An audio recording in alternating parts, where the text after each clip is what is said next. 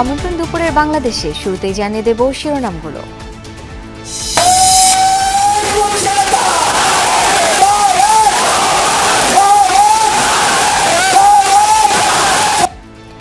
আবারও ঐতিহাসিক খাল খনন কর্মসূচি শুরু। দিনাজপুর উদ্বোধন করলেন প্রধানমন্ত্রী। কর্মসংস্থানের পাশাপাশি মাছ চাষ ও ফসল উৎপাদনে বৈপ্লবিক পরিবর্তনের আশা। প্রিয়জনের সাথে ঈদ করতে বাড়ির পথে নগরবাসী। আজ থেকে চলছে 5 জোড়া বিশেষ ট্রেন। ফিটনেসবিহীন গাড়ির বিরুদ্ধে মন্ত্রীর কড়া বার্তা। ফিটনেসবিহীন গাড়ি চলা আমরা সম্পূর্ণভাবে নিষিদ্ধ এবং নিরুৎসাহিত করছি, কন্ট্রোল করছি। আমাদের মনিটরিং টিম দেখছে। এবার তো বেশ ভালো দেখলাম, কোনো ভিড় নেই, খুব সুন্দর, মানে শান্ত শৃঙ্খল একটা পরিবেশ। কোনো ভোগান্তি নেই, আলহামদুলিল্লাহ।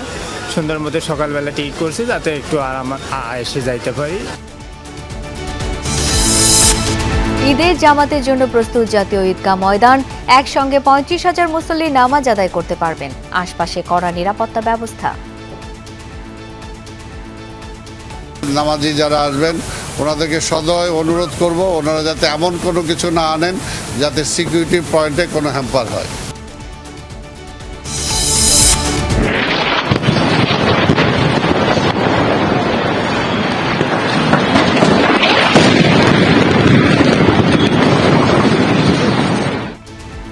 ইরানের রেড ক্রিসেন্টের হাসপাতালে বোমা ছুড়ল যৌথ বাহিনী। লেবাননের শান্তিরক্ষী বাহিনীর উপর ইসরায়েলের হামলা। তেহরানের মিসাইল আঘাত হানল দুবাই বিমানবন্দরে।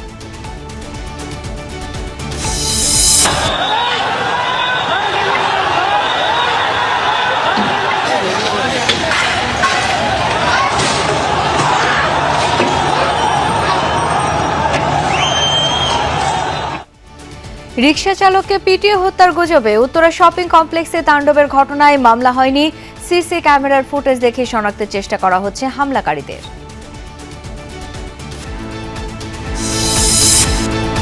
পর্যাপ্ত সরবরাহের পরও রাজধানীতে চালের দাম বাড়তি। সদুত্তর নেই মিলার আড়তদারদের কাছে। ঈদের আগে কারসাজির অভিযোগ। বাজারে চাল কম আছে, আর ছোট ছোট মিলের কাছে চাল নাই, যাদের কাছে আছে সীমিত পরিমাণ আছে। বড় বড় কোম্পানি এবং বড় বড় মিলার এদের কারণে বাজারটা বাড়ে। এরা সিন্ডিকেট করে যেভাবে মন চায় এভাবে বাড়ায় দেয়। বাজার মনিটরিংটা একটু যাতে জোরদার করা হয়, যাতে মানুষের দুঃখ কষ্টটা কমে। And the Oscar goes to One Battle After Another, Paul Thomas Anderson. 98তম অস্কার আয়োজনে ওয়ান ব্যাটল আফটার অ্যানাদার মুভির বাজিমাত। বাগিয়ে নিল 6টি পুরস্কার। সেরা শিল্পী জেসি বাকলে ও Michael B Jordan. And the Oscar goes to Michael B. Jordan.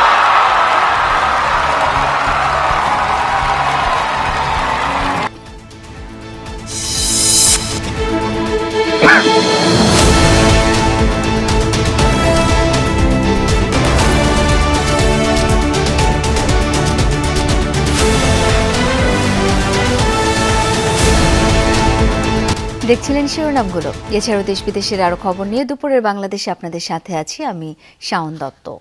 দিনাজপুরের কাহারোল উপজেলায় সাহাপাড়া খাল খননের মধ্য দিয়ে দেশের 54 জেলায় খাল খনন কর্মসূচির উদ্বোধন করেছেন প্রধানমন্ত্রী তারেক রহমান। কাহারোলে পৌঁছে সাহাপাড়া খালে নেমে কোদাল হাতে মাটি কেটে খাল খনন কর্মসূচির উদ্বোধন করেন তিনি। আর এর মধ্য দিয়ে একযোগে দেশের বাকি 53টি স্থানে খাল খনন কর্মসূচির উদ্বোধন করেন। উদ্বোধনের পর দুস্থ ও অসহায় পরিবারের মধ্যে ছাগল বিতরণ শেষে জনসভায় বক্তব্য দেবেন তিনি। প্রথম দফায় 6 মাসে 1200 কিলোমিটার এবং পর্যায়ক্রমে 5 বছরে 20,000 কিলোমিটার নদী নালা ও খালবিল খনন করার পরিকল্পনা সরকারের। বেলা 3:30টায় দিনাজপুর উপশহর এলাকায় ফরিদপুর কবরস্থানে নানা নানি খালাসহ নিকটাত্মীয়দের কবর জিয়ারত করবেন তারেক রহমান। বিকেল 5টায় শহরের গৌড়ে শহীদ বড় ময়দানে দিনাজপুরের সুধী সমাবেশ শেষে ইফতার ও দোয়া মাহফিলে অংশ নেবেন প্রধানমন্ত্রী। সন্ধ্যা 6:45টায় দিনাজপুর থেকে ঢাকার উদ্দেশ্যে রওনা হবার কথা প্রধানমন্ত্রী তারেক রহমানের।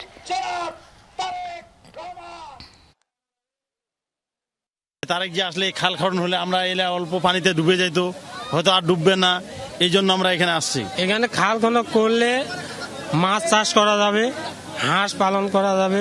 বন্যার কারণে আমাদের ধানগুলো নষ্ট হয়ে যায়। এই নদীটা খনন হলে পানিটা সারাম বাইর হয়ে যাবে, আমাদের ষোলো আনা আবাদ হবে। এমন খাবারটা এখানে আশেপাশে যারা আছে তারা উপকারভোগী হবে, ফসল যেমনি উৎপাদন হবে তেমনি কর্মসংস্থানের ব্যবস্থা হবে। এই একটা খালের যে সুবিধাটা পাচ্ছি, এইভাবে যদি সারা বাংলাদেশে আমাদের যে টার্গেট 20,000 কিলোমিটার আগামী 5 বছরে আমরা এটা ফুলফিল করতে পারি, তাহলে কত বেনিফিট, কত সুবিধা এই দেশের মানুষ পাচ্ছে, দেশ পাবে, এখান থেকে একটা স্বনির্ভর বাংলাদেশ গড়ে উঠবে। দর্শক, এই মুহূর্তে দিনাজপুরের কাহারোলে রয়েছেন সহকর্মী সাইফুদ্দিন রবিন। যাচ্ছি তার কাছে। রবিন, খাল খনন কর্মসূচি নিয়ে নেতারা কি বলছেন এবং জানতে চাই স্থানীয়দের প্রতিক্রিয়া কি? শাওন, এখন আসলে সমাবেশটি চলছে, যে সমাবেশে অংশ নেওয়ার জন্য দিনের শুরু থেকেই রোদের মধ্যেও রোজার মধ্যেও অনেক নেতাকর্মী সাধারণ মানুষের অংশগ্রহণ করেছে এই শাহপাড়া খাল পাড়ের সমাবেশস্থলে। প্রধানমন্ত্রী মঞ্চে রয়েছেন, এখন এই মুহূর্তে বক্তব্য দিচ্ছেন নেতৃবৃন্দ, অর্থাৎ স্থানীয় বিএনপি নেতৃবৃন্দ যেমন বক্তব্য দিয়েছেন, ঠিক তেমনি দিনাজপুরের সবকটি সংসদীয় আসনে যারা বিএনপির প্রতীকে অর্থাৎ ধানের শীষ নিয়ে লড়ে সংসদ সদস্য নির্বাচিত হয়েছেন তারা বক্তব্য রেখেছেন। তারা মূলত স্থানীয় সমস্যাগুলোর কথা তুলে ধরেছেন প্রধানমন্ত্রীর কাছে। এই খাল খনন কর্মসূচির সুফল ভোগের পাশাপাশি স্থানীয় কোন কোন সমস্যার সমাধান করলে এই জনপদের মানুষের জীবনমানের উন্নয়ন ঘটবে, সেই সব বিষয়গুলো তারা তুলে ধরেছেন প্রধানমন্ত্রীর কাছে। এবং এই মুহূর্তে বক্তব্য দিচ্ছেন পানি সম্পদ প্রতিমন্ত্রী ফরহাদ হোসেন আজাদ। তিনি এই অঞ্চলের অর্থাৎ পঞ্চগড়ের বোদা উপজেলা থেকে সংসদীয় আসন থেকে তিনি সংসদ সদস্য নির্বাচিত হয়েছেন। তিনি এখন বক্তব্য দিচ্ছেন। তারপর পানি সম্পদ মন্ত্রী আছেন দুর্যোগ ব্যবস্থাপনা মন্ত্রী, সমাজ কল্যাণ মন্ত্রী এবং স্থানীয় সরকার মন্ত্রী ও বিএনপি মহাসচিব জাফর ইসলাম আলমগীর। তাদের বক্তব্যের পরপরই প্রধানমন্ত্রী এবং বিএনপি চেয়ারপারসন তারেক রহমান বক্তব্য দেবেন। এই খাল খনন কর্মসূচি, যেটি প্রয়াত রাষ্ট্রপতি জিয়াউর রহমান 1977 সালে এই অঞ্চল থেকেই সূচনা করেছিলেন, সেই কর্মসূচিটি প্রায় 5 দশক পর তার সন্তান প্রধানমন্ত্রী তারেক রহমানের হাত ধরে আবারও এই অঞ্চল থেকেই সূচনা করতে যাচ্ছে এবং দেশ জুড়ে প্রায় 54টি জেলায় এই কর্মসূচির মধ্য দিয়ে নতুন করে স্বনির্ভর বাংলাদেশ গড়ার পথে বিএনপির যে প্রতিশ্রুতি কিংবা সরকারের যে প্রতিশ্রুতি, সেই প্রতিশ্রুতির পথেই হাঁটছে। এখন থেকেই তারা অর্থাৎ সরকার গঠনের প্রায় 1 মাসের মাথা থেকেই সেই বিষয়গুলো বক্তাদের বক্তব্যে এবং পানি সম্পদ মন্ত্রী শহীদুদ্দিন চৌধুরী আইনি তিনিও গণমাধ্যমের সঙ্গে ঠিক একই বক্তব্যই তুলে ধরেছেন। তারা বলছেন যে এই অঞ্চলের কৃষক এবং গোটা দেশের খাদ্যে স্বয়ংসম্পূর্ণ হয়ে ওঠার পেছনে এই খাল খনন কর্মসূচি ব্যাপকভাবে প্রভাব ফেলবে। প্রধানমন্ত্রী তারেক রহমান বক্তব্য রাখবেন, তার বক্তব্যের জন্যই আসলে অধীর আগ্রহে অপেক্ষা করছেন খালের দুই পারে অপেক্ষমান সাধারণ মানুষ এবং সেই শ্রমজীবী মানুষ, কৃষক, যারা বক্তব্যের মধ্য দিয়ে শুনতে চায়, জানতে চায় প্রধানমন্ত্রী তারেক রহমান এই অঞ্চলের জন্য আর কি কি আশ্বাস নিয়ে এসেছেন আজকের এই কর্মসূচির উদ্বোধন করতে এসে।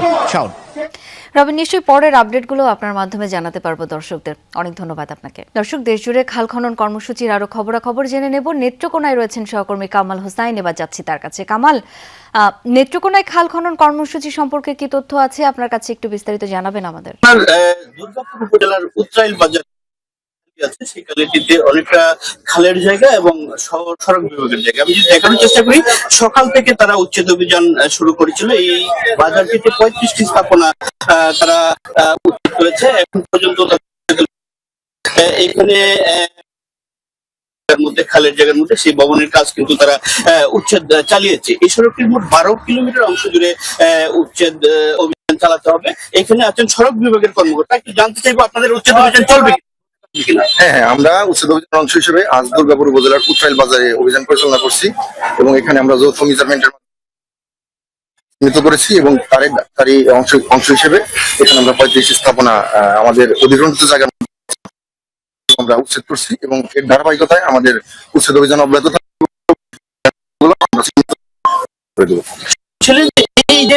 এই যে এলাকার যে খালটি আমি যদি দেখানোর চেষ্টা করি, এই খালটি প্রায় 12 কিলোমিটার অংশ জুড়ে কিন্তু উচ্ছেদ হয়েছে, যেটি সকাল থেকেই আজকে তারা উচ্ছেদ অভিযান চালিয়েছে। এইখানে এই খালটি উদ্ধারের পর আমি এখানের স্থানীয় সংসদ সদস্য ব্যারিস্টার কায়েসার কামালের সাথে কথা বলেছি। তিনি জানিয়েছেন যে এটি খাল খনন করে তারা অচিরেই খাল খনন শুরু করবে। প্রথম পর্যায়ে তারা উচ্ছেদ অভিযান করছেন এবং পরবর্তীতে তারা এই খুব দ্রুত খাল খননের কাজ শুরু করবেন। এই পুরো জুড়ে কিন্তু স্থাপনা রয়েছে, যে স্থাপনাগুলো পর্যায়ক্রমে স্থানীয় প্রশাসন উচ্ছেদ করবেন বলে জানিয়েছে। কামাল, অনেক ধন্যবাদ আপনাকে। পরিবার প্রিয়জনের টানে বাড়ি ফেরার পর্ব শুরু। পবিত্র ঈদ উল ফিতর উপলক্ষে একসাথে ঈদ করতে ঢাকা ছাড়ছেন মানুষ। 5 জোড়া ঈদের বিশেষ ট্রেনও চলবে আজ থেকে। রাজধানী থেকে ঢাকা দেওয়ানগঞ্জ রুটে তিস্তা ঈদ স্পেশাল ট্রেন চলবে। সকাল 9:30টায় ছেড়ে গেছে ট্রেনটি। রাজধানী ছাড়াও চট্টগ্রাম চাঁদপুর রুটে চাঁদপুর ঈদ স্পেশাল, ভৈরববাজার কিশোরগঞ্জ ও ময়মনসিংহ কিশোরগঞ্জ রুটে শোলাকিয়া ঈদ স্পেশাল এবং জয়দেবপুর পার্বতীপুর রুটে পার্বতীপুর ঈদ স্পেশাল চলবে। এখনও কমলাপুর রেল স্টেশনে সেভাবে যাত্রী চাপ নেই। আজই শেষ কর্মদিবস, ফলে বিকেল থেকে শুরু হতে পারে মানুষের ঢল। ঈদযাত্রার ভোগান্তি আর ভিড় এড়াতে অনেকেই আগেভাগে ফিরছেন বাড়ি। এবারে যাত্রাও যেন স্বস্তির হয় সেই প্রত্যাশার কথা জানান সবাই।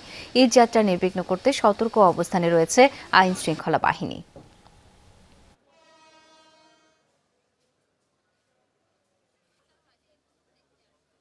ঈদের দিন পর্যন্ত কোনো টিকিট নাই নতুন বৈরবে।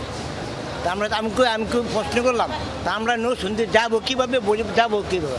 এবার তো বেশ ভালো দেখলাম, কোনো ভিড় নেই, খুব সুন্দর, মানে শান্ত শৃঙ্খল একটা পরিবেশ, বেশ ভালো লাগছে। কোনো ভোগান্তি হয়নি, অনলাইনে টিকিট পেয়েছি আমি নির্দিষ্ট সময়ের মধ্যেই। সব দিক দিয়ে এবার ভালো আর কি, আগের থেকে কোনো রকমের টিকিট পেয়েছি, মানে ওয়েবসাইটে ঢুকবার আগে সব টিকিট বুকড। এদিকে সকালে মহাখালী বাস টার্মিনাল পরিদর্শন করেছেন সড়ক পরিবহন ও সেতু মন্ত্রী শেখ রবিউল আলম। বলেন, আগামী দুদিনে 1.5 কোটি মানুষ ঢাকা ছাড়বে, তাই বাড়তি চাপ মোকাবেলায় সক্ষমতা শতভাগ ব্যবহার করা হবে। এ সময় মন্ত্রী বলেন, ফিটনেসবিহীন গাড়ির বিষয়ে সজাগ আছে সরকার। তড়িঘড়ি করে প্রস্তুত করা কোনো গাড়ি হাইওয়েতে চলতে দেওয়া হবে না। এ বিষয়ে অভিযোগ পেলে ব্যবস্থা নেওয়া হবে বলেও জানান মন্ত্রী। অতিরিক্ত ভাড়া আদায়ের অভিযোগ পেলে তাৎক্ষণিক ব্যবস্থা নেওয়ার হুঁশিয়ারি দেন তিনি।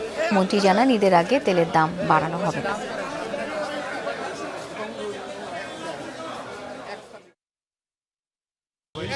নির্ধারিত টাকার চেয়ে 1 টাকা ভাড়া নেওয়ার কোনো সুযোগ নেই।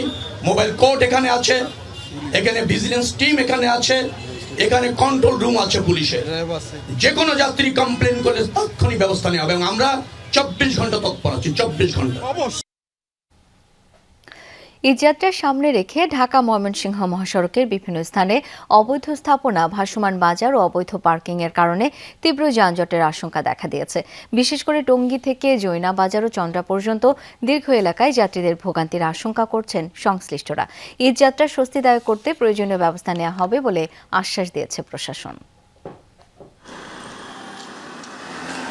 উত্তরাঞ্চল সহ প্রায় 32টি জেলায় যাতায়াতের অন্যতম পথ ঢাকা ময়মনসিংহ মহাসড়ক। ঈদ এলেই মহাসড়কটিতে তৈরি হয় বাড়তি যানবাহনের চাপ।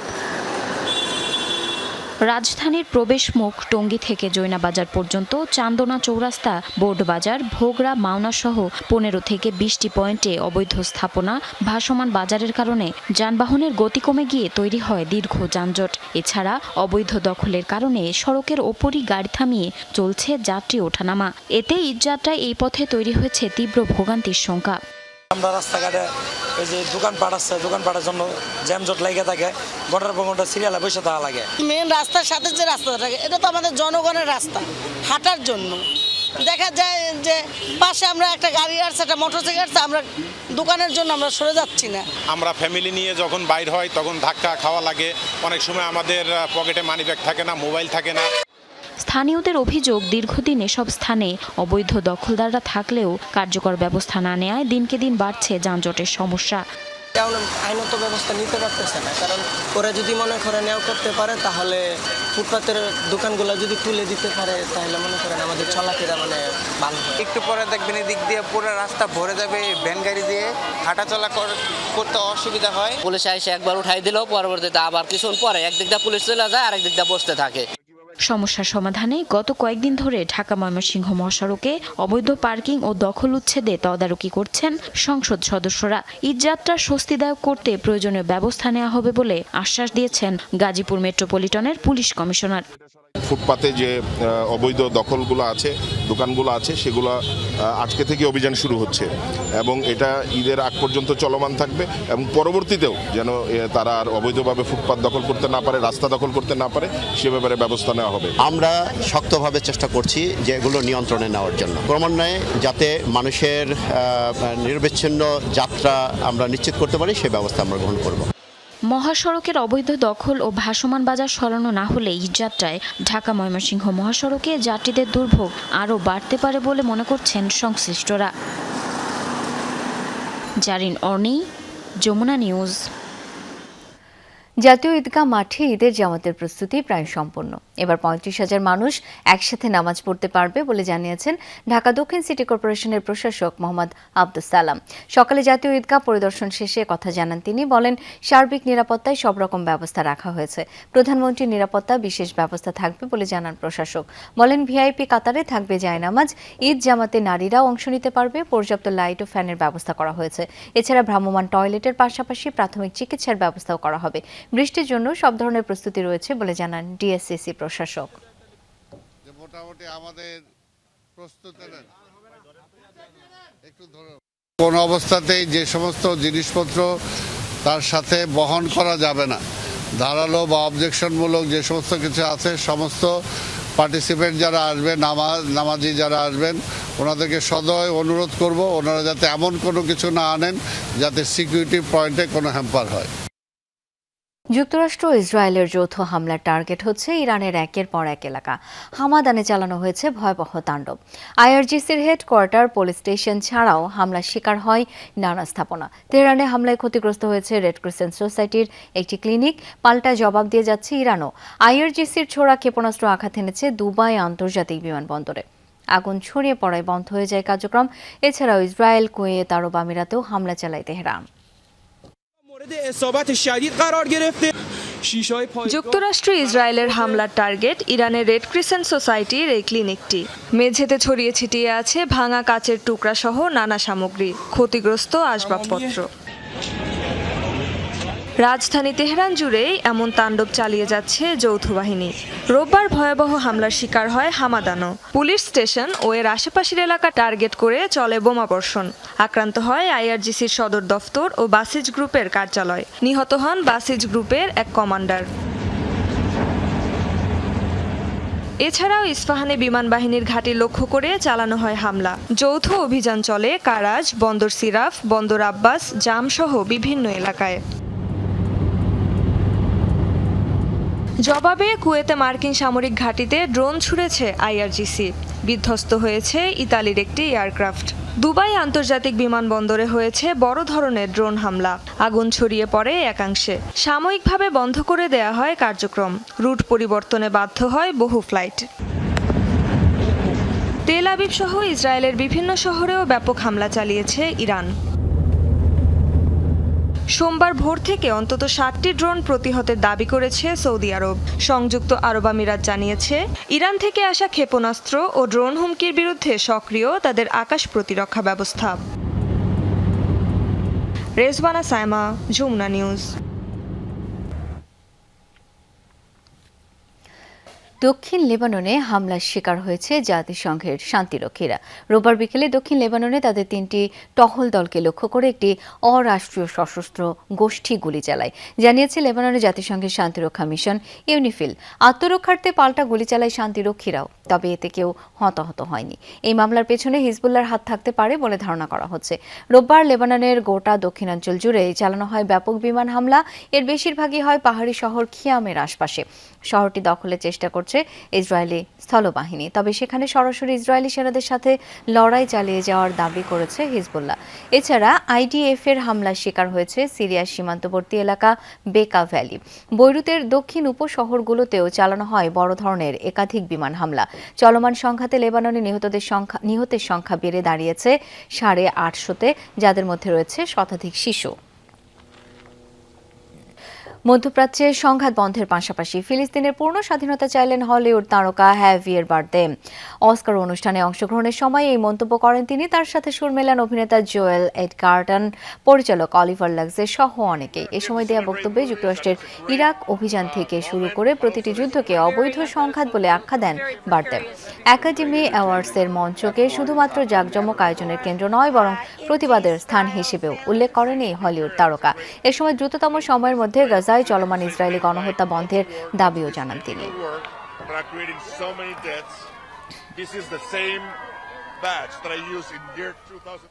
রেশনিং পদ্ধতি প্রত্যাহার করা হলেও দেশের বিভিন্ন জেলায় এখনো পাম্পগুলোতে জ্বালানি তেল বিক্রি কার্যক্রম পুরোপুরি স্বাভাবিক হয়নি।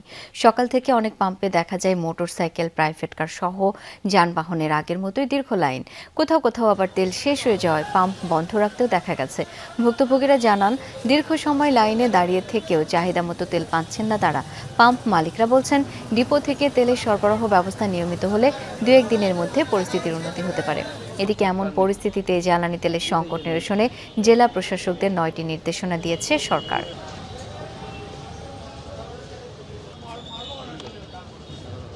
আমরা যে 1 ঘন্টা ধরে দাঁড়িয়ে আছি, 10 মিনিট আগে দেওয়া বন্ধ করলো, এখন পর্যন্ত কিন্তু বলেনি এই লাইনে যে অকটেন নাই। 2-3টা জায়গা থেকে ঘুরে আসছি ভাই, এখানে আসছি তা হলো মনে হয় অনেকক্ষণ থেকে দাঁড়ায় আছে, লাইনই পাচ্ছি না, খুব গ্যাঞ্জাম হচ্ছে। এই কয়েকদিন আগে তো রেশনিং হারে পেলাম 200 টাকার করে পাইছি, এখন তো পাইনি, গত 3 দিন থেকে তো পাইনি আমি অকটেন। রাজধানীর উত্তরা 13 নম্বর সেক্টরে রিকশা চালককে মারধর করে শপিং মলে বেঁধে রাখার খবর গুজব।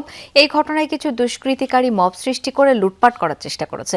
সোমবার সকালে ডিএমপির অতিরিক্ত পুলিশ কমিশনার নজরুল ইসলাম মার্কেটে পরিদর্শন শেষে এমনটি জানান। বলেন, এই ঘটনায় এখনো মামলা হয়নি, তবে 6 পুলিশ আহত হয়েছেন বলে জানান তিনি। বলেন, এই ঘটনায় জড়িতদের আইনের আওতায় আনতে আলামত সংগ্রহ করা হচ্ছে। এদিকে এখনো মার্কেটটি বন্ধ রয়েছে। দর্শক, দিনাজপুরের কাহারোলে খাল খনন কর্মসূচির উদ্বোধন শেষে এই মুহূর্তে একটি জনসভায় কথা বলছেন প্রধানমন্ত্রী তারেক রহমান। আমরা সরাসরি তার বক্তব্যে চলে যাচ্ছি।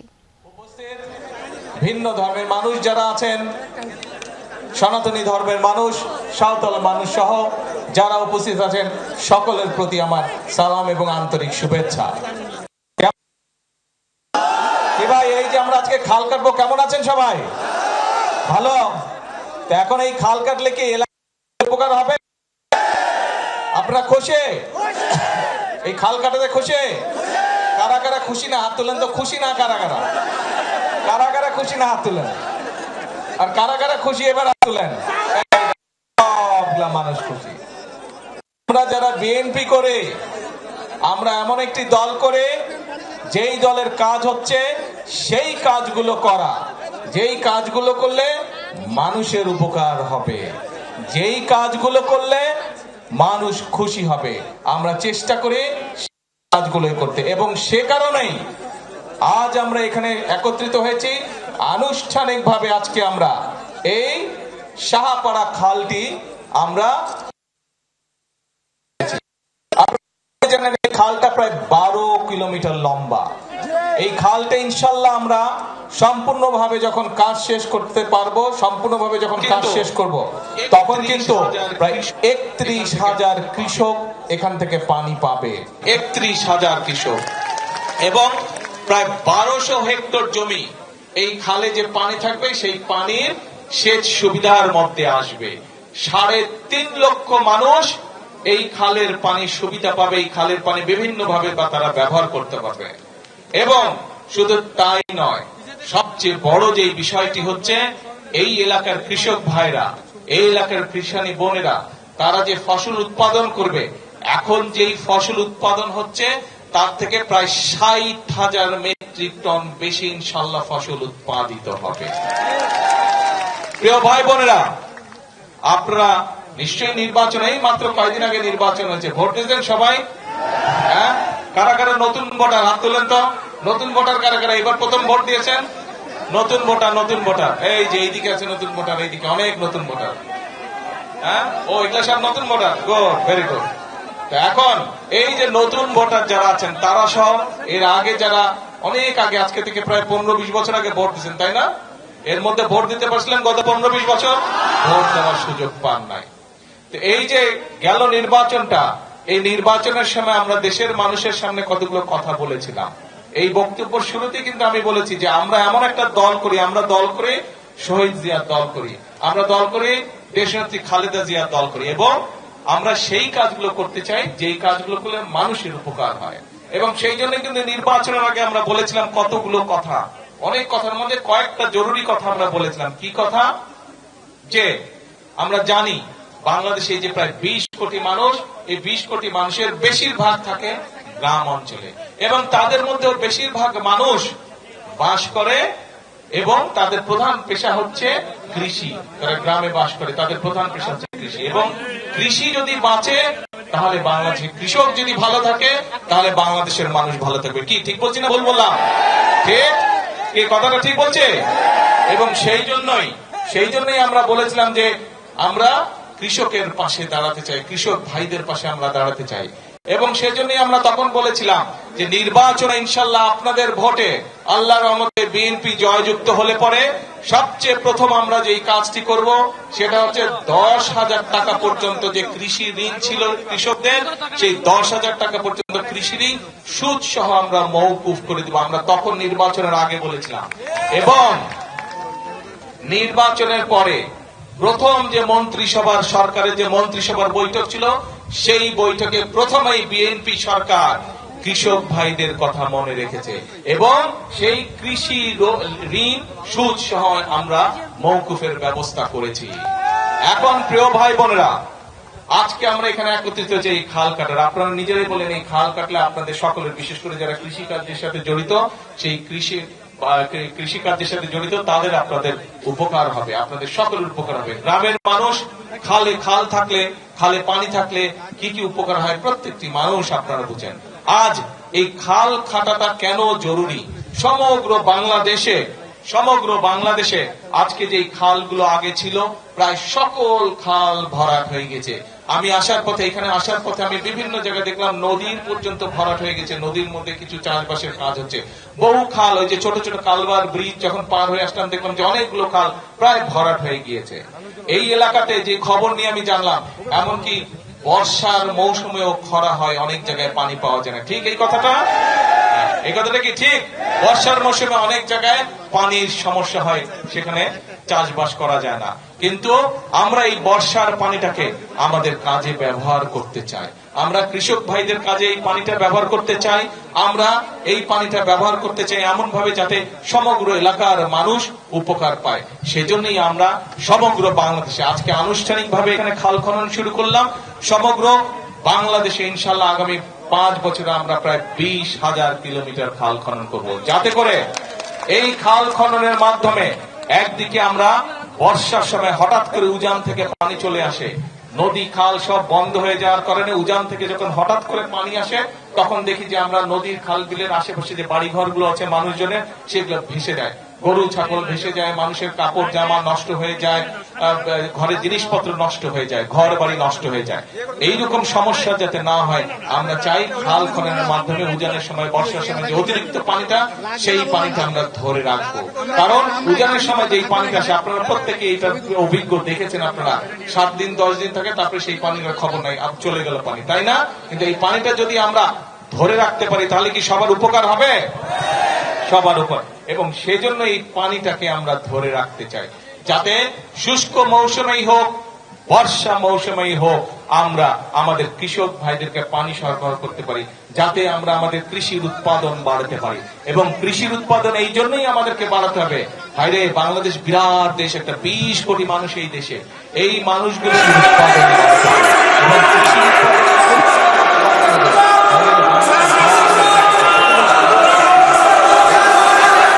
আমাদের যেগুলা মৌলিক খাবার দাবার, ধান চাল, যেগুলা মৌলিক খাবার দাবার এই দেশে উৎপাদন করতে হবে। এবং আল্লাহর রহমতে আল্লাহ এই দেশের মাটিকে এত উর্বর করে দিয়েছেন যে আপনি যদি বীজটা রোপণ করেন, একটু পানি টানি দেন, মোটামুটি ভাবেই সেখানে ফসল হওয়া ধরে। কাজে এই আল্লাহর নেয়ামত, এই পানিটাকে আমাদের সঠিক ভাবে ব্যবহার করতে হবে মানুষের উপকারে। এবং শুধু এই খাল না, তো খালের পাশে যে জায়গাটা হবে সেখানে আমরা প্রায় 7,000 ইনশাল্লাহ বৃক্ষরোপণ করব। এই বৃক্ষরোপণ করলে এটার পাশ দিয়ে মানুষ হাঁটতে যাবে। এই যে একটু আগে এমপি সাহেবকে চেনেন তো? আপনাদের এমপি সাহেবকে কি নাম? কন্ত মঞ্জু। হ্যাঁ, একটু আগে এমপি সাহেব এই যে মন্ত্রী সাহেবকে বলছে, দাঁড়ান না, আমি আপনার নাম বলছি, দাঁড়ান। হ্যাঁ, দাঁড়ান। এই যে মন্ত্রী সাহেবকে বলছে, আমাদের এলজিআরডি মন্ত্রী সাহেবকে বলছে, এখানে আপনাদের রাস্তা যাতে হয় এই খালের পাশ দিয়ে, ইনশাল্লাহ খালের পাশ দিয়ে রাস্তা করবো, যাতে আপনাদের হাঁটা চলার জন্য সুবিধা হয়, এলাকার মানুষ যাতে সুন্দরভাবে হাঁটা চলা করতে পারে। এখান থেকে সামনে যেগুলো এলাকা আছে সেখানে যাতে আপনারা যেতে পারেন।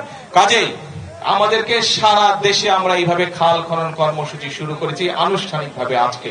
এই খাল খননের মাধ্যমে আমরা যেরকম পানির সমস্যার সমাধান করব, একইভাবে এই খাল খননের মাধ্যমে আমরা দুই পাশে ফলের গাছ লাগাবো, দুই পাশে যেগুলা মূল্যবান গাছ আছে সেগুলা লাগাবো, যাতে দেশের সম্পদ বৃদ্ধি হয়। আরেকটা বিষয়, এখন যেহেতু খালে পানি নাই, নদীতেও পানি নাই, আমাদের কি করতে হয়, এই যে ডিপ টিউবওয়েল দিয়ে আমাদেরকে মাটির নিচ থেকে পানি বের করে আনতে হয়। এখন চিন্তা করে দেখেন তো, আজকে থেকে 10 বছর আগে আপনি যতটুকু গভীরে গেলে পানি পাইতেন, এখন পান আরো গভীরে যাইতে হয় না? কি আরো গভীরে যাইতে হয়? এখন আরো অনেক গভীরে যেতে হয়। আগে যদি আপনি 50 ফিট গেলে পানি পাইতেন, এখন হয়তো 300 ফিট যেতে হয়, তাই না? ওই পানিও তো কমে যাচ্ছে, কিন্তু ওই পানি যদি কমে যায় তাহলে তো আমাদের সকলকে বিপদে পড়তে হবে। সেই জন্যই আমাদেরকে মাটির উপরে যেই পানি আছে, আমাদেরকে এখন চেষ্টা করতে হবে মাটির ভিতরে যেই পানিটা আছে সেই পানিটাকে রিজার্ভের মতন আমাদের রেখে দিতে হবে, যাতে ভবিষ্যৎ প্রজন্মদের জন্য যদি প্রয়োজন হয় তাদের যাতে কাজে ব্যবহার করা যায়। এবং আমাদেরকে মাটির উপরে যেই পানি আছে সেই পানিটা যতটুকু সম্ভব সৎ ব্যবহার করা যায় সুন্দরভাবে পরিকল্পনা করে, খাল খনন করে, নদী খনন করে আমাদেরকে মাটির উপরের পানিটা ধরে রাখতে হবে। প্রিয় ভাই বোনেরা, আমরা এত গেলে কৃষির কথা, আমরা কিন্তু আরো কতগুলো কথা বলেছিলাম নির্বাচনের আগে। আমরা বলেছিলাম এই যে এখানে অনেক মা বোনেরা বসে আছে, গ্রিনেরা বসে আছে, আমরা বলেছিলাম এই সারা বাংলাদেশে 4 কোটি পরিবার আছে। এই 4 কোটি পরিবারের মায়েরদের কাছে, যাদের সংসার আছে তাদের কাছে আমরা ফ্যামিলি কার্ড পৌঁছে দিতে চাই, এবং সেই কাজটিও কিন্তু আমরা শুরু করেছি। আমি জানি এই এলাকার কোন মা বোন এখনো ফ্যামিলি কার্ড পান নাই, তবে এতটুকু বলতে পারি ইনশাল্লাহ আপনারা পাবেন। একটু সময় লাগছে, কারণ সরকারের কিছু নিয়ম কারণ আছে। পাইলট প্রজেক্ট প্রথমে শুরু করতে হয়, আমরা সেই পাইলট প্রজেক্টের কাজ শুরু করেছি। সেখানে আমরা 37,000 মায়ের কাছে, বোনের কাছে আমরা ফ্যামিলি কার্ড পৌঁছে দিয়েছি। ইনশাল্লাহ আপনাদের চিন্তা করার কোনো কারণ নাই। এই এলাকার সহ পুরা দিনাজপুর, ঠাকুরগাঁও, পঞ্চগড়, সমগ্র এই রংপুর বিভাগের যত মায়েরা আছেন সবার কাছে ধীরে ধীরে আমরা ফ্যামিলি কার্ড পৌঁছে দেব। শুধু একটু সময়ের প্রয়োজন, মাত্র সরকারের বয়স হয়েছে 1 মাস, একটু সময়ের প্রয়োজন। আর একটা জিনিসও তো বুঝতে হবে, সবাই আপনারা বুঝেন যে এই যে মধ্যপ্রাচ্যে একটা যুদ্ধ শুরু হয়েছে না, খবর তো সবাই রাখছেন না খবর? মধ্যপ্রাচ্যে যে আমাদের অনেক ভাইরা আছে ওখানে চাকরি বাকরি করে, তাদেরকে নিয়ে আমরা টেনশনে আছি, কখন আল্লাহ না করুক কিছু যদি হয়ে যায় কারো। এর মধ্যে কয়েকজন সেখানে ক্ষতিগ্রস্ত হচ্ছে, তাদেরকে আমরা আনার ব্যবস্থা করেছি, কিন্তু সেই মানুষগুলোর কথা আমাদের চিন্তা করতে হবে। তো তারা তো আমাদেরই কারো না কারো পরিবারের সদস্য, তারা এই এলাকারও মানুষ হয়তো আছে সেখানে। তো এখন এই যে মধ্যপ্রাচ্য এই যুদ্ধ শুরু হওয়ার কারণে স্বাভাবিকভাবে এই দেশের অর্থনীতির উপরে একটু চাপ পড়েছে। এই তারপরেও আমরা যেই কমিটমেন্ট, যেই ওয়াদা করেছি আমাদের মা বোনদের কাছে, যেই ওয়াদা করেছি আমরা, সেগুলো কিন্তু আমরা ধীরে ধীরে ইনশাল্লাহ বাস্তবায়নের কাজ এরই ভিতরে আমরা শুরু করেছি। প্রিয় ভাই বোনেরা, আমরা কিন্তু বলেছিলাম যে আমরা এই খাল যেমন কাটার কথা বলেছিলাম, খাল কাটার কাজ আজকে শুরু করেছে। ঠিক একইভাবে মা বোনদেরকে ফ্যামিলি কার্ড পৌঁছে দেওয়ার কথা আমরা বলেছিলাম, সেটির কাজও আমরা শুরু করেছি। একইভাবে কৃষক ভাইদের জন্য কিন্তু যেমন সুদ মওকুফ করেছি, আজকে খাল কাটার কাজ শুরু করেছি। একইভাবে আমরা বলেছি কৃষক ভাইদের কাছে আমরা, মা বোনদের কাছে যেরকম ফ্যামিলি কার্ড দিচ্ছি, কৃষক ভাইদের কাছে আমরা কৃষক কার্ড দিব, যাতে করে তাদের কাছে আমরা, তাদের পাশেও আমরা দাঁড়াতে পারি, তাদেরকে সহযোগিতা করতে পারি। এখনো শুরু হয়নি, ইনশাল্লাহ আগামী মাস থেকে আমরা এটার পাইলট প্রজেক্টের কাজ শুরু করব। ধীরে ধীরে বাংলাদেশের সকল কৃষক ভাইদের কাছে, বিশেষ করে যারা ছোট কৃষক, ক্ষুদ্র প্রান্তিক কৃষক, মধ্যম কৃষক, তাদের কাছে আমরা এই কার্ডগুলো দিব, যাতে করে এই কার্ডের মাধ্যমে তারা বিভিন্ন রকম সরকারি সুযোগ সুবিধা পেতে পারে।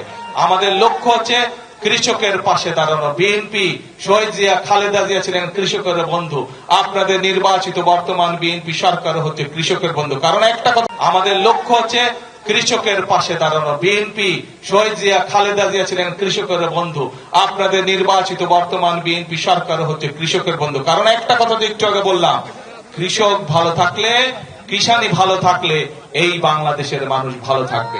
কাজেই কৃষক ভাইদেরকে আমরা ভালো রাখতে চাই, কিষানি বোনদেরকে আমরা ভালো রাখতে চাই। এই কৃষিকে আমরা শক্তিশালী ভিত্তির উপরে, বাংলাদেশের কৃষিকে আমরা শক্তিশালী ভিত্তির উপরে গড়ে তুলতে চাই। এখন আসেন আরেকটা খবর দিতে চাই আপনাদেরকে। এই আমাদের উত্তরাঞ্চল, এই যে দিনাজপুর বলেন, রংপুর বিভাগ বলেন, এইখানে যে জেলাগুলো আছে, ঠাকুরগাঁও বলেন, পঞ্চগড়, এত কৃষি প্রধান এলাকা, তাই না?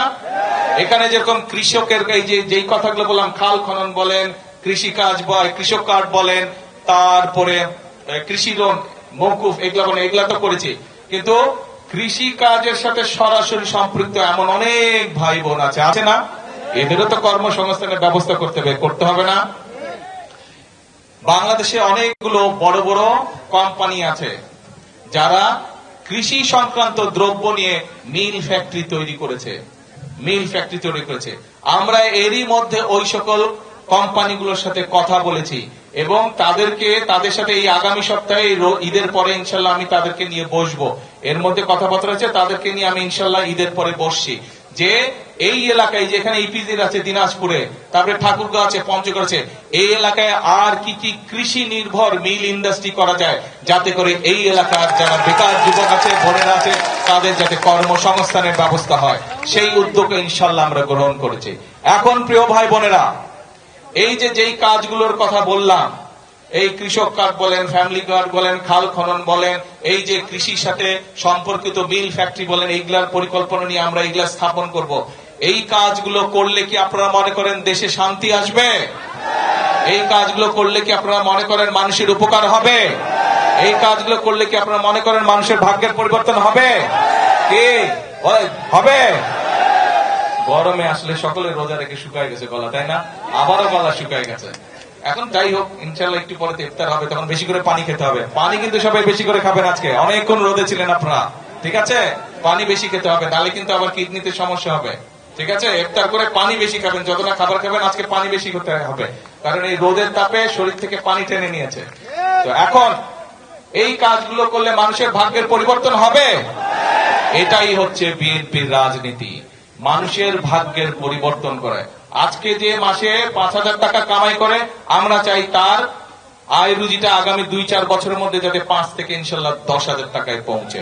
আজকে যে 2,000 টাকা ইনকাম করে, আমরা চাই এমন পলিসি নিতে, আমরা চাই এমন পদক্ষেপ নিতে যার মাধ্যমে তার ইনকামটা ডবল হবে। যদি 2,000 হয়, 4-5,000 আগামী কয়েক মাসের বা 2-4 বছরের মধ্যে যাতে তার ইনকামটা ডবল হয়। এটাই হচ্ছে আমাদের রাজনীতির লক্ষ্য, এটাই হচ্ছে শহীদ জিয়ার রাজনীতি, এটাই হচ্ছে খালেদা জিয়ার রাজনীতি, এবং এটাই হচ্ছে আপনাদের নির্বাচিত বিএনপি সরকারের রাজনীতি। প্রিয় ভাই বোনরা, সেই জন্যই কিন্তু আমি একটা কথা সব সময় বলেছি, নির্বাচনের সময় একটি কথা বলেছি, যে এই যে দেশটা, এখানে অনেকেই আপনারা আছেন, আপনাদের হয়তো কেউ আমি জানি না, আত্মীয় স্বজন নিশ্চয়ই আছে যারা বিদেশে আছে না? এখানে নিশ্চয়ই অনেকে আছেন আত্মীয় স্বজন বিদেশে আছে। কার কার আত্মীয় স্বজন বিদেশে তুলেন তো, হাত তুলেন তো।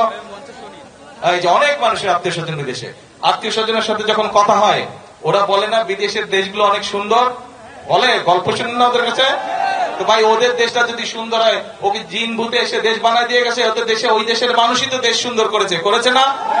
ওদের তো জিন এসে দেশ সুন্দর করে নেই, ওই দেশের মানুষই তো ওদের দেশকে গড়ে তুলেছে, তাই তো? ওরা পারলে তাহলে আমরা কেন পারবো না? আমরাও ইনশাল্লাহ পারবো। এই দেশের মানুষই 71 সালে যুদ্ধ করে এই দেশ স্বাধীন করেছিল। এই দেশের মানুষই গত 2024 সালে আন্দোলনের মাধ্যমে এই দেশের ছাত্র জনতা এই দেশ থেকে স্বৈরাচার বিদায় করেছিল। কাজেই এই দেশের মানুষই শহীদ জিয়ার সময় এই খাল খননের মাধ্যমে, পানি সরবরাহ বাড়ানোর মাধ্যমে এই দেশ থেকে খাদ্য উৎপাদন দ্বিগুণ করে দেশ থেকে বিদেশে খাদ্য রপ্তানি করেছিল। তাহলে এই দেশের মানুষ যদি এতগুলো কাজ করতে পারে, ইনশাল্লাহ আপনারাই গড়ে তুলতে পারবেন আগামীর ভবিষ্যৎ বাংলাদেশ। শুধু আমাদেরকে পরিকল্পনা করতে হবে এবং আমাদেরকে সতর্ক সজাগ থাকতে হবে যে বিভিন্ন রকম কথাবার্তা বলে কারা দেশে বিশৃঙ্খলা তৈরি করতে চায়, তাদের বিরুদ্ধে আমাদেরকে সজাগ থাকতে হবে। পারবেন? কে পারবেন? খেয়াল রাখতে হবে। অনেকে আছে মিষ্টি মিষ্টি কথা বলে কিন্তু বিভ্রান্ত করতে চায়, কিন্তু আমাদের রাজনীতি হচ্ছে কৃষকের উপকার করা, আমাদের রাজনীতি হচ্ছে মা বোনদেরকে স্বাবলম্বী করে তোলা, আমাদের রাজনীতি হচ্ছে এলাকার মানুষ, দেশের মানুষ, গ্রামের মানুষ কিভাবে ভালো চিকিৎসা পেতে পারে সেই ব্যবস্থা গড়ে তোলা।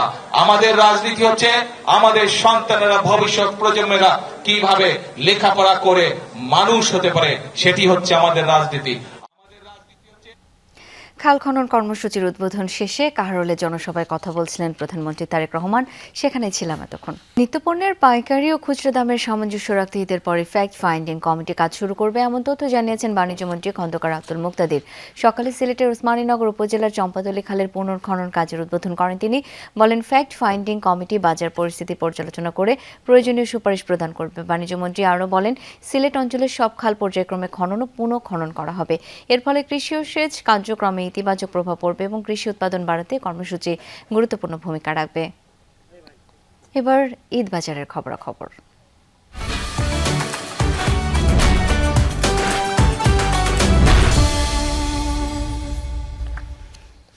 সাজগোজ ছাড়া ঈদে নারীর আসে না পরিপূর্ণতা, তাই পোশাকের পাশাপাশি প্রসাধনী সামগ্রীর গুরুত্বও কম নয়।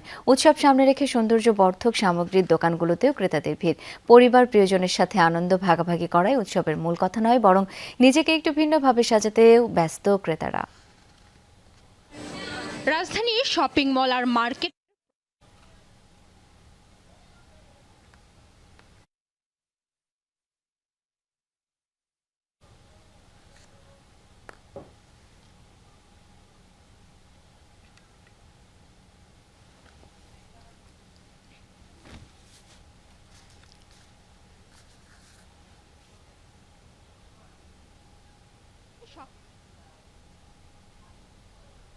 খুলনায় প্রকাশ্যে এক যুবদল নেতাকে গুলি করে হত্যা করেছে দুর্বৃত্তরা। বেলা 11টার দিকে নগরীর দৌলতপুরে কেজিএ কল্পতরু মার্কেটের সামনে ঘটনা ঘটে। স্বজনরা জানায়, রাশিকুল আনাম রাসু মার্কেটের সামনে একটি দোকানে ক্যারাম বোর্ড খেলছিলেন। এ সময় 2-3 জন যুবক তাকে গুলি করে পালিয়ে যায়। স্থানীয়রা খুলনা মেডিকেলে নিয়ে গেলে চিকিৎসক তাকে মৃত ঘোষণা করেন। দুপুরের বাংলাদেশের প্রথম ঘণ্টা থেকে আমি শাওন দত্ত বিদায় নিচ্ছি। পরের ঘণ্টার খবর নিয়ে ফিরবেন সহকর্মী ছোঁয়া খন্দকার। সাথে